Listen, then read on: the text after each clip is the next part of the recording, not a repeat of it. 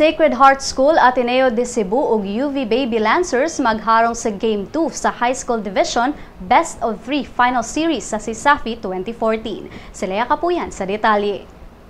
Langkaton og suway sa Sacred Heart School, Ateneo de Cebu Majas Eagles ang ikaduha nilang sunod-sunod nga titulo sa ilang pagpakigbatok og balik sa University of the Visayas Baby Green Lancers karong hapon sa Game 2 sa High School Division Best of 3 Final Series sa CISAFI 2014.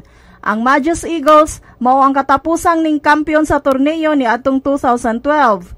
Walay nahimong kampiyon sa miaging tuig, gumikan kay wala na human ang torneo tungod sa dakong kontrobersiya nga ning ulbo. Di inalambigit ang magduduwa sa University of San Carlos Baby Warriors nga si Scott Aying.